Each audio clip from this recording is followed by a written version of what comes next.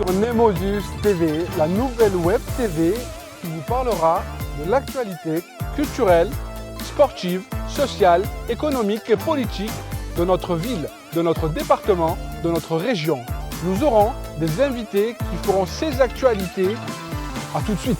Ahmed, bonjour. Bonjour. Bonjour, bonsoir. Fatsa, bonjour. Bonjour, bonsoir. Plutôt bonsoir. Bonsoir. Ahmed, on va commencer par une première question. Oui.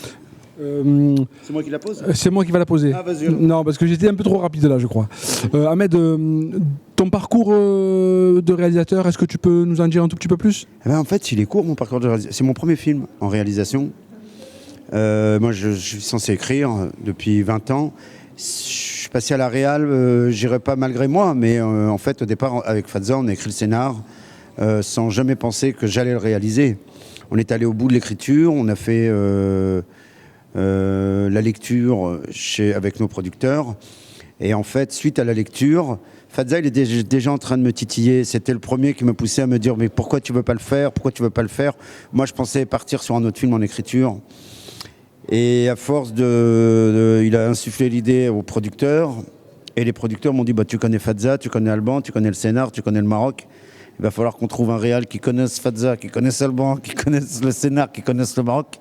Est-ce que tu veux pas le faire ?»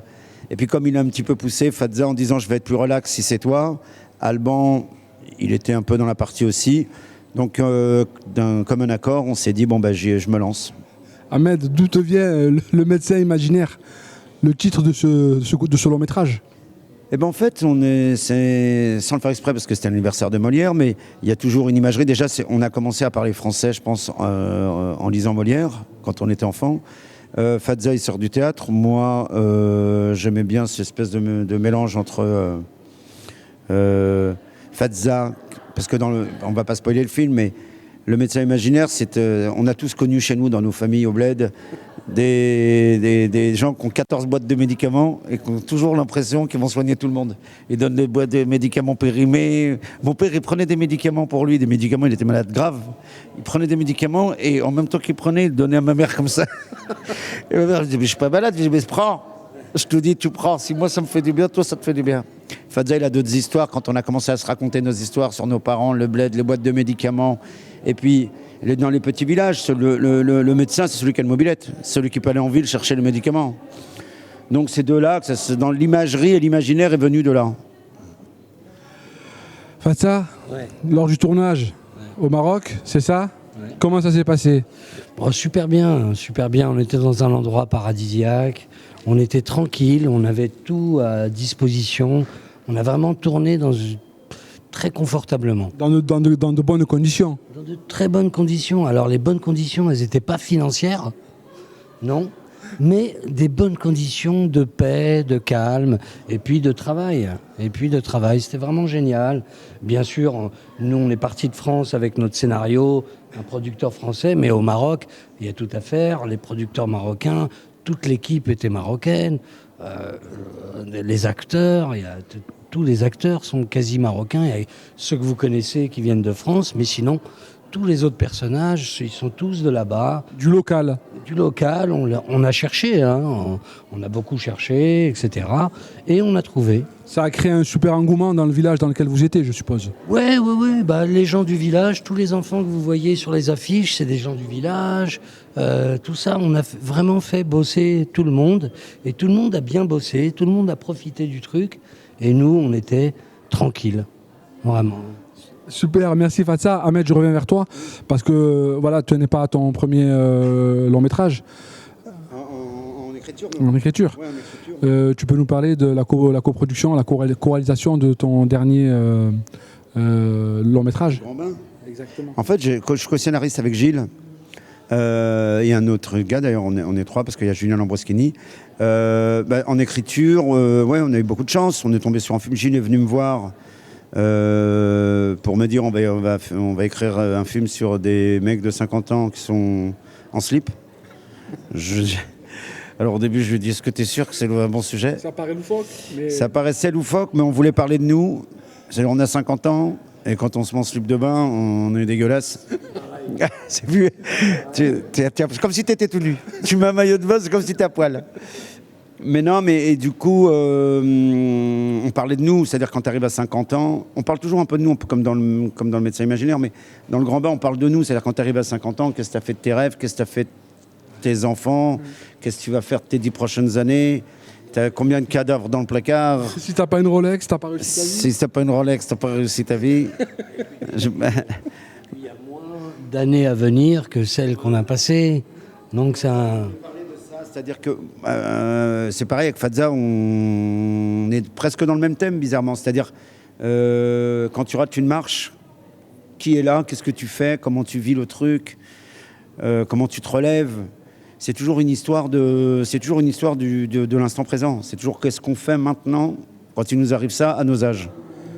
Et en même temps, là où je veux en venir, en fait, vous, dans le médecin imaginaire, vous rendez un hommage aussi à vos parents.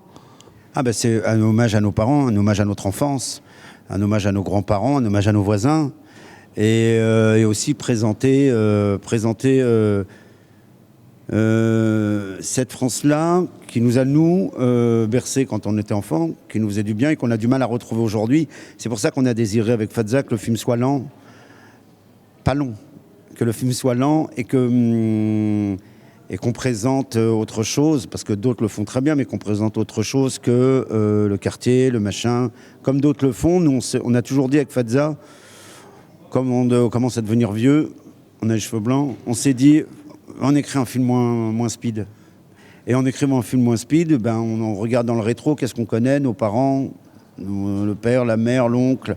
Et il y a un peu de tout ça dans le film. Il y a tout le quartier de notre enfance, il y a le bled quand on y allait avec nos parents. Beaucoup d'humour.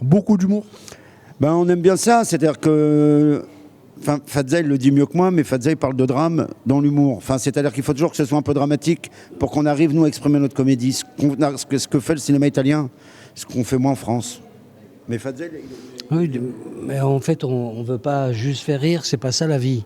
La vie, on ne fait pas que de rire. Bien sûr, on passe d'un sentiment de tristesse, et puis ensuite, on l'oublie quelques secondes parce qu'on éclate de rire. Mais je veux dire, on passe pas notre temps à rire. C'est pas ça la vraie vie. Voilà. Ouais. Non, je disais les rires de bonne qualité. On se disait avec Fadza, quand on écrivait, on s'attelait. Le rire de qualité ne pousse que dans le drame. Le rire juste pour rire comme ça, c'est bien à l'école. Quand tu veux te foutre la gueule parce que l'autre il a eu 0. Mais tu t'en fous 5 ans après. Et puis si tu veux que le public ressorte avec quelque chose, il faut pas tricher, il faut que ce soit la vraie vie. Et nous, on aime bien les vieux films italiens, mais on pourrait trouver des équivalences dans d'autres cinoches. Mais enfin, de la vérité dans les comédies. Voilà. Fadza, merci beaucoup. Bah de rien, merci d'être venu à Nîmes. Merci. Merci pour l'accueil. Merci infiniment. Merci à vous. Nemosus TV, Nordine. Salut, alors ça c'est Ahmed et moi c'est Fadza. On est venu ici pour présenter le film Le médecin imaginaire qui sort le 27 avril. Ouais. Le 27 avril.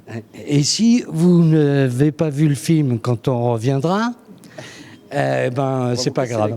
C'est pas grave. Vous aurez le temps de voir. C'est le 27 avril, c'est 3 jours après que Le Pen soit présidente de la République. Vous vous rappelez ? Dès qu'elle est présidente, vous comptez lundi, mardi, mercredi sort. Voilà. 3 jours après Marine Le Pen. Voilà. Allez, soyez à l'heure. Hein. Oh, Nemosus TV, dédicace à Nemosus TV. Je sais pas qui a trouvé le nom, mais moi là je le vire. Le mec qui a trouvé ce nom-là, il a pas fait, il a arrêté l'école en 5e. C'est sûr, Nemosus. Je sais même pas ce que ça veut dire. C'est pas grave. En tout cas, dédicace à Nemosus TV. C'est quoi ? Mais qu'est-ce que c'est Nemosus ? Ça veut dire quoi ? C'est Némésis, Nemosus. Ah, mais mettez Nîmes, déjà on n'y arrive pas nous. Déjà Nîmes on ne sait pas le lire, s'il faut un S, Nimes ou pas Nimes. Vous nous me ramenez Nemosus. Allez, hein, Nemosus, salut.